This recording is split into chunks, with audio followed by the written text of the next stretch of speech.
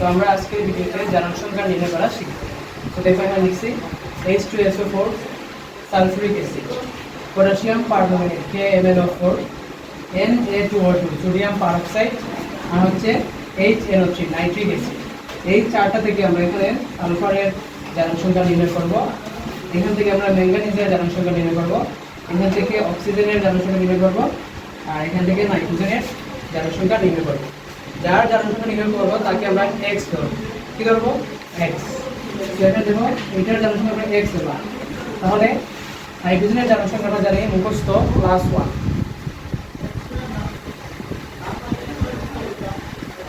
+1। এখানে হাইড্রোজেন কয়টা আছে? দুইটা, তাহলে 2 দ্বারা গুণ তারপর প্লাস। এখানে সালফারের এটা বের করব জারণ সংখ্যা, সো এটাকে আমরা x ধরব প্লাস। অক্সিজেনের জারণ সংখ্যা কত? -2, সো -2 ইনটু এখানে 4 আছে, 4 দ্বারা গুণ। এই 2টা জারণ সংখ্যা হইবে মোট জারণ সংখ্যা হচ্ছে 0, যোগের জারণ সংখ্যা হচ্ছে 0। সো আমরা ডান পাশে 0 দিলাম। সো হিসাব করো, +1 দ্বারা 2 কে গুণ করলে হবে +2 x। এখানে কি হবে? -2 আর 4 গুণ করলে হয় -8, এদিকে আছে 0। এখানে -8 এবং +2 হবে -6। সো আমরা -6 কে ডান পাশে নিয়ে গেলাম, হয়ে গেল +6। সো সালফারের এখানে জারণ সংখ্যা হচ্ছে +6। অবশ্যই প্লাস চিহ্ন দিতে হবে, প্লাস মাস না দিলে হবে না।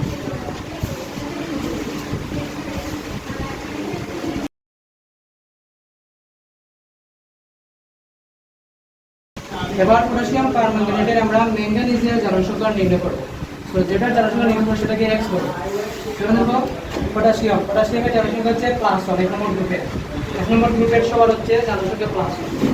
তো +1 প্লাস ম্যাঙ্গানিজের জারণ সংখ্যা বের করব, তাই এটা হচ্ছে x। আর অক্সিজেনের জারণ সংখ্যা হচ্ছে -2। তার সাথে দিব আমরা যে 4 আছে 4 গুণ ইকুয়াল টোটাল 0। তাহলে কি হবে দেখো, এখানে 1x, এখানে -2 * 4 হচ্ছে -8 = 0। তো এখানে থাকবে -8 + 1 -7। অতএব x = -7, ডান পাশে গেলে হবে +7। তাহলে ম্যাঙ্গানিজের জারণ সংখ্যা হচ্ছে +7।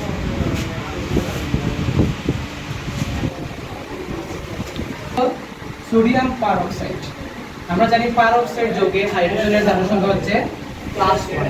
কেন হয় দেখো, এখানে দেখো সোডিয়াম পারঅক্সাইড যৌগে অক্সিজেন জারণ সংখ্যা হয় -1। কেন হয় দেখো, এতক্ষণ আমরা অক্সিজেন জারণ সংখ্যা ইউজ করেছি -2, কিন্তু এই যৌগে আমরা দেখব যে অক্সিজেন জারণ সংখ্যা হয় -1, কারণ এটা হচ্ছে পারঅক্সাইড যৌগ। তো দেখো কেন হলো, সোডিয়াম হচ্ছে 1 নং গ্রুপের, সো তার জারণ সংখ্যা হচ্ছে +1 ইনটু এখানে 2 আছে 2 দ্বারা গুণ প্লাস অক্সিজেনের জারণ সংখ্যা বের করব, সো এটা হচ্ছে x। আর তার সাথে 2 আছে 2 দ্বারা গুণ, টোটাল কত? 0।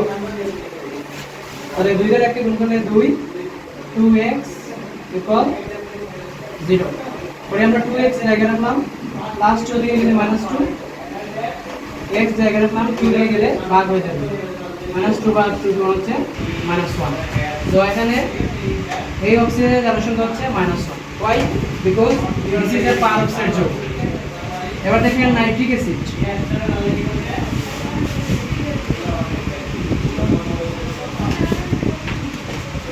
অ্যাসিড, যৌগে আমরা নাইট্রোজেনের জারণ সংখ্যা বের করব। সো এই যে হাইড্রোজেন জারণ সংখ্যা হচ্ছে +1, নাইট্রোজেনের বের করব, সো এটা হচ্ছে x। অক্সিজেনের -2 আর তার সাথে হচ্ছে 3 গুণ, টোটাল 0। মানে 1 + x 2 3 হচ্ছে 6, x -6 1 হচ্ছে -5, সো x = হচ্ছে +5। সো এখানে নাইট্রোজেনের জারণ সংখ্যা হচ্ছে +5। সো জারণ সংখ্যা পারতে হলে আমাদেরকে অবশ্যই এসএসসি কেমিস্ট্রি বইয়ের 149 পৃষ্ঠার যে বক্স দেওয়া আছে এটা অবশ্যই মুখস্থ রাখতে হবে। সো আগামী ভিডিওতে দেখা হবে। আল্লাহ হাফেজ।